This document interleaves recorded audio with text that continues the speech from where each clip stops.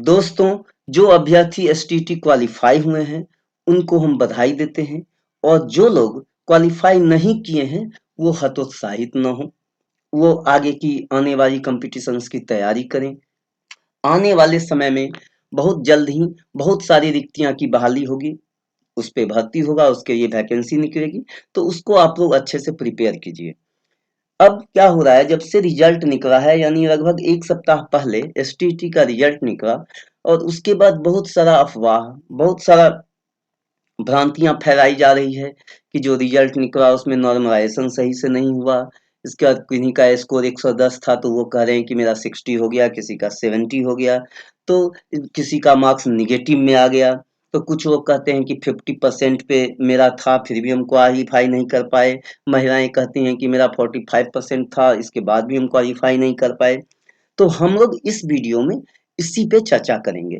तो देखिए, सबसे पहले तो हम आपको ये बताना चाहते हैं कि ये परीक्षा का रिजल्ट लगभग 1.5 साल बाद निकला है और ये चौथा बार परीक्षा भी हुआ है। इससे पहले 3 परीक्षाएँ हुई और तीनों कैंसल हो गया। मतलब इससे पहले 2 परीक्षा हुआ, 2 कैंसल हुआ और ये तीसरा परीक्षा का रिजल्ट निकला है। तो जो भी हम कहना ये चाह रहे हैं, तो बोर्ड बहुत मशक्कत के बाद कई सारे केस हुए, उस केस का रिजल्ट आया, फिर केस इसके बाद ये रिजल्ट हुआ है। तो देखिए, ये जो रिजल्ट आया, इसके लिए बहुत मशक्कत करना पड़ा, बहुत कोशिश करना पड़ा। तो खैर जो भी हो, बोर्ड ने जो हम ये कहना चाहते हैं, बोर्ड ने जो भी रिजल्ट दिया, ये 100% सही रिजल्ट दिया है। इसमें अब देखिए, उसमें बोर्ड ने नॉर्मलाइजेशन का पद्धति अपनाया। रिजल्ट निकालने से पहले जब एग्जाम हुए थे और शिफ्ट वाइज एग्जाम हुआ था, उसमें कई शिफ्ट के क्वेश्चन आसान आ गए थे, कई शिफ्ट के क्वेश्चन टफ आ गए थे।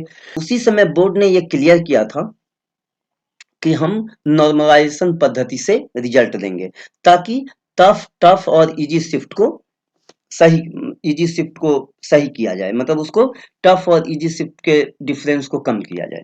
ठीक है, तो अब देखिए, और बोर्ड इसके लिए स्वतंत्र है, वो नॉर्मलाइजेशन का कोई भी मेथड यूज कर सकता है, लेकिन जो भी मेथड यूज हुए वो मेथड सबके लिए हुए। वैसा नहीं था कि कुछ लोगों के लिए हुआ, कुछ लोगों के लिए नहीं हुआ। अब देखिए, इसमें क्या होगा, किसी का मार्क्स बढ़ेगा, किसी का मार्क्स घटेगा। ये नॉर्मलाइजेशन का नियम है, जिसके इजी शिफ्ट थे उनका मार्क्स घटेगा, जिनके टफ शिफ्ट थे उनका कुछ मार्क्स बढ़ेगा। ठीक है, अब देखिए, मार्क्स कैसे बढ़ता है, नॉर्मलाइजेशन कैसे होता है, इसका एग्जैक्ट कोई फॉर्मूला बोर्ड ने अभी तक खुलासा नहीं किया और कोई भी नहीं करता है। इससे पहले रेलवे, एसएससी, यानी जहां भी ऑनलाइन एग्जाम होता है और शिफ्ट वाइज जो एग्जाम होता है, उसमें ये प्रॉब्लम आता है कि किसी शिफ्ट का पेपर आसान रहा, किसी शिफ्ट का पेपर टफ हो गया। तो उस केस में रेलवे, एसएससी सब नॉर्मलाइजेशन का फॉर्मूला का यूज करता है। ठीक है, तो यहाँ पे भी बिहार बोर्ड ने अगर बीएसईबी ने अगर नॉर्मलाइजेशन मेथड का यूज किया, तो इसमें कोई गलत नहीं किया, ये होना ठीक है, और वो जो भी बोर्ड ने किया वो सही किया। इसके बाद बोर्ड ने रिजल्ट भी 100% सही दिया है। बोर्ड आप लोग, मतलब हम लोग बोर्ड को, हम लोगों को बोर्ड के रिजल्ट का स्वागत करना चाहिए कि फाइनली बोर्ड ने रिजल्ट दिया। और अभी तक कहीं से भी ये अफवाहें नहीं आ रही हैं कि उसका नंबर बढ़ा दिया गया, ये हो गया, वो होगा। कहीं कुछ आते भी हैं 500 हजार, तो जहाँ 2 लाख का एग्जाम हुआ, वो हम लोग 500 हजार, 2 हजार इतने बड़े जनसंख्या में इग्नोर करके चलेंगे। इसको हम लोग पैमाना नहीं मानेंगे कि चलिए यहाँ पे बहुत कदाचार हुआ। ठीक है, अब देखिए, हम लोग एक एग्जाम्पल देखते हैं जिससे इनको ये पता चलेगा कि निगेटिव, व्हाई निगेटिव मार्क्स। ठीक है, हम लोग देखेंगे, देखिए नॉर्मलाइजेशन मेथड जो अभी हम लोग देख रहे हैं, जो हम लोग यहाँ पे देखेंगे, वो उसका बोर्ड ने यूज किया है या नहीं ये पता नहीं। और ये यहाँ पे कोई फॉर्मूला भी हम नहीं बताएंगे आपको। हम आपको सिर्फ ये बताएंगे कि नॉर्मलाइजेशन में क्या होता है, कैसे लोगों का निगेटिव मार्क्स जाता है, कैसे लोगों का पॉजिटिव मार्क्स हो जाता है। तो हम लोग इसकी बात करेंगे। तो सबसे पहले जो अफवाहें या भ्रांतियां फैलाई गई हैं कि नॉर्मलाइजेशन सही से नहीं हुआ है, तो इस ये सब एकदम गलत है। बोर्ड ने नॉर्मलाइजेशन 100% सही तरीके से किया है और जो भी बोर्ड ने रिजल्ट दिया है वो स्वागत करने योग्य है। तो चलिए, सबसे पहले हम लोग एक नजर नॉर्मलाइजेशन प्रोसेस पे देखते हैं। देखिए, नॉर्मलाइजेशन कैसे, देखिए एग्जैक्ट फॉर्मूला इसका क्या है ये हम भी यहाँ पे नहीं बता रहे हैं और हम किसी को पता नहीं, क्योंकि बोर्ड ने इसके कई सारे मीन मेडियन मोड हैं या स्टैंडर्ड डेविएशन या कई तरीके होते हैं जिससे कि नॉर्मलाइजेशन फार्मूला तैयार होता है। तो यहाँ पे हम एग्जैक्ट नॉर्मलाइजेशन फार्मूला की बात नहीं करेंगे, लेकिन हम लोग एक एग्जाम्पल के थ्रू समझेंगे कि अगर नॉर्मलाइजेशन हुआ होगा तो कैसा हुआ होगा, और उसमें ये संभव है, किसी के मार्क्स निगेटिव जा रहे हैं तो वो जा सकते हैं, किसी के मार्क्स जो हाईएस्ट स्कोर है यानी जो मैक्सिमम मार्क्स है उससे भी ज्यादा जा सकते हैं। तो ये सब नॉर्मलाइजेशन का एक पार्ट है, नॉर्मलाइजेशन में ये होता है और हम लोगों को ये स्वीकार करना चाहिए। तो चलिए सबसे, क्योंकि हम बहुत सारे स्टूडेंट को देखते हैं कि सर नॉर्मलाइजेशन कैसे किया है, क्या किया है, हम देखते हैं कि परेशान है कि क्या हुआ है नहीं हुआ है, मैंने 110 का बनाया था मेरा 70 आ गया। और दूसरी बात रही, जो 110 या 120 या कोई भी कहते हैं कि हमारा इतना मार्क्स था, जब हम आंसर की से मिलाए तो इतना सही था। तो सबसे पहली बात तो ये है कि ये एक मेमोरी बेस्ड आंकड़ा था, यानी कि एग्जाम में हम लोगों को क्वेश्चन पेपर तो दिया नहीं गया ताकि हमको याद भी रहे। दूसरी बात ये है कि बोर्ड ने कोई भी आंसर शीट यानी रिस्पॉन्स शीट किसी को दिया नहीं, तो हम मैच भी नहीं कर सकते हैं कि एग्जैक्ट हमारा कितना सही था। तो हम जो भी आंकड़ा दे रहे हैं कि हम बना के आए थे इतना, ये सारा मेमोरी बेस्ड है, और मेमोरी बेस्ड कोई मतलब कि उसको हम लोग वो प्रमाण नहीं मानते हैं। ठीक है, तो मेमोरी बेस्ड जो भी आप, हाँ इतना आप जरूर जान लीजिए, अगर आप कह रहे हैं 110 हम सही बना के आए थे, तो जिनका हुआ है उनका 111 होगा, और यही आपको स्वीकार करना होगा, यही फैक्ट है। ये आप अपना तो जान रहे हैं कि हम 110 बनाए, फिर दूसरा 111 बनाया या 108 बनाया ये तो आप नहीं जान रहे हैं। तो दूसरा जिसका सिलेक्शन हुआ ये मान लीजिए कि वो मेरे से ज्यादा बना के आया था। ठीक है, तो यह और यही आपको स्वीकार करना होगा। बेटर ये है कि अगर जिनका नहीं हुआ है वो आगे आने वाली एग्जाम की तैयारी करें और उसमें वो कोशिश करें कि हम अच्छा स्कोर करें, और ये हमेशा मन से निकाल लीजिए कि 50% पे सिलेक्शन हुआ है या 45% पे सिलेक्शन हुआ है।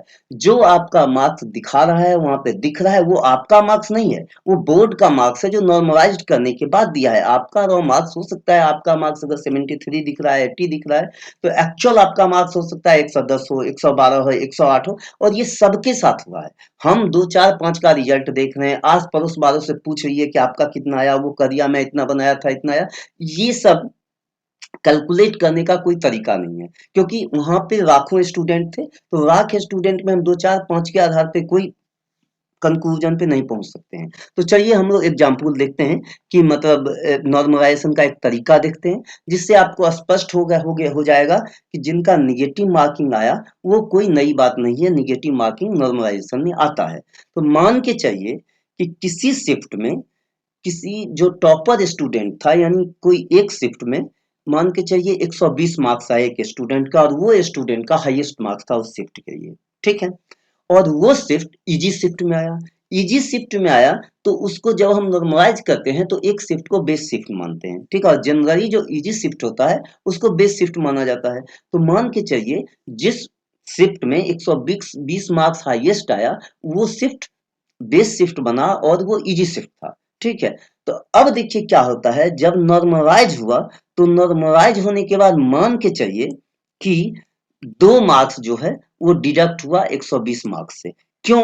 क्योंकि देखिए जो जब कोई इजी शिफ्ट में भी अगर हाईएस्ट मार्क्स लाया तो मान के चलिए उसने बहुत मेहनत किया होगा, उसने तब जाके वो टॉप किया है। तो जो टॉपर होते हैं उनका मार्क्स कम घटता है। तो अगर मान के चलिए अगर उनका 2 मार्क्स घटा, यानी उनका अगर यहाँ पे देख लीजिए कि डिडक्शन के बाद उनका रिजल्ट 1118 हो गया, मतलब जो बीएससीबी ने आपको जो रिजल्ट दिखा रहा है, यानी जिनका 120 होगा उसका वो 118 दिखा रहा है। अब क्या होता है, मान के चलिए कि जो सेकेंड टॉपर थे उनका जो मार्क्स था वो 11 मतलब 119 मार्क्स था। अब क्या होगा, जैसे ही 120 से एक नीचे गए तो जो नॉर्मलाइजेशन का फॉर्मूला है वो क्या करेगा, जो अगर टॉपर का 2 नंबर घटा है तो उससे जो 1 नंबर कम है उसको 2.1 मार्क्स घटेंगे, यानी 2.1 मार्क्स घटेंगे।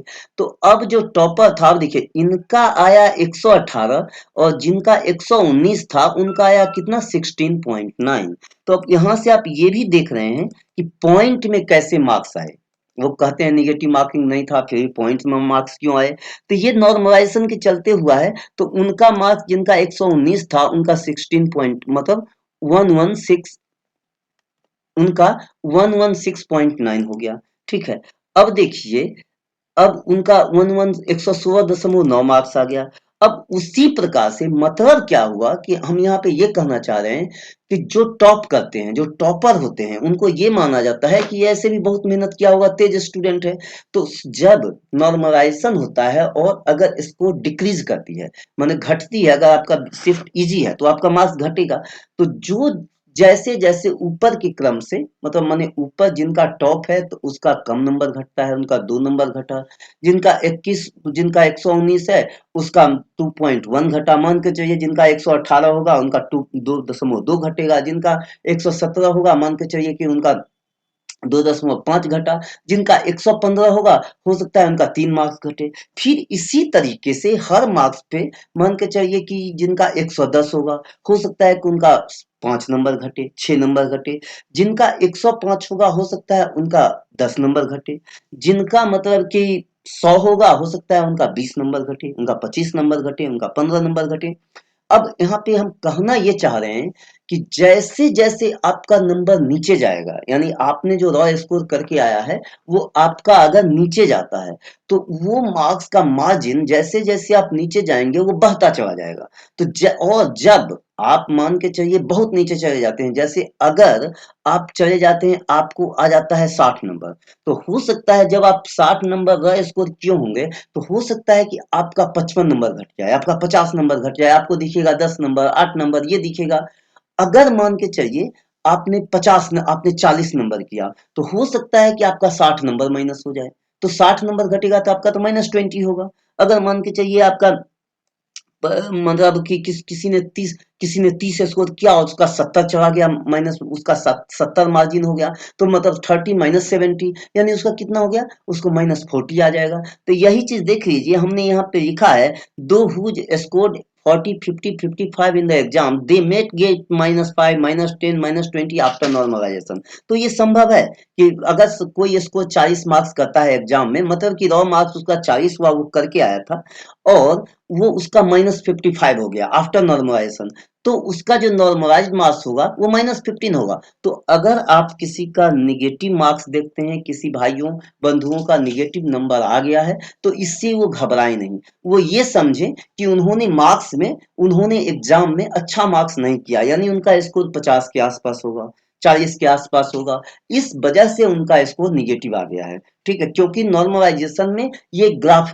की तरीका है। एक बार ग्राफ मतलब समझिए इंक्रीजिंग ऑर्डर में जाता है तो चढ़ा और एक बार डिक्रीज हुआ। तो जैसे आपका स्कोर नीचे जा रहा है, जैसे ही आपका स्कोर एक लेवल से नीचे जाएगा, फिर नॉर्मलाइजेशन का मेथड है वो एक सडन रिजल्ट देने लगता है, तो फिर आपको वो निगेटिव में, क्योंकि जो मार्क्स घटता है वो बहुत तेजी से घटने लगता है।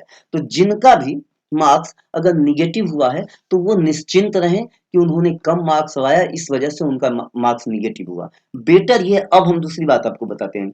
आपको लग रहा है कि अगर नॉर्मलाइजेशन नहीं होता तो मेरा सिलेक्शन हो जाता। देखिए, अगर नॉर्मलाइजेशन नहीं होता तब भी आपका सिलेक्शन नहीं होता, क्योंकि हाँ ये जरूर था कि जिनका टफ शिफ्ट हुआ उनको नुकसान होता, लेकिन आपको फिर देखिए, अगर आपका नंबर कम है, यानी कि अगर आपको बीएससीबी ने जो स्कोर कार्ड दिया उसमें अगर आपका मार्क्स कम है, तो आप ये समझिए कि जो क्वालिफाई हुए हैं रॉ स्कोर भी आपका उनसे ज्यादा है। यानी आप अगर कह रहे हैं कि हमको 110 में 60 नंबर आया, तो आप ये समझ लीजिए जिनका सिलेक्शन हुआ उनका 120 होगा, यानी आपसे वो 10-20 नंबर ज्यादा होंगे तभी उनका हुआ है। तो ये सब चीज की गलतफहमी में नहीं रहिए कि हम ये करेंगे वो करेंगे, ऐसा कुछ नहीं होने जा रहा है। बोर्ड ने एकदम सही रिजल्ट दिया है। जब बोर्ड अपना तथ्य देगा, अगर बोर्ड ने कंडीशन रख दिया आपके सामने, बोर्ड ने अगर कह दिया कि अगर हम गलत होंगे तो मान के चलिए कि हम ये कर देंगे, तो फिर आप फंस जाएंगे।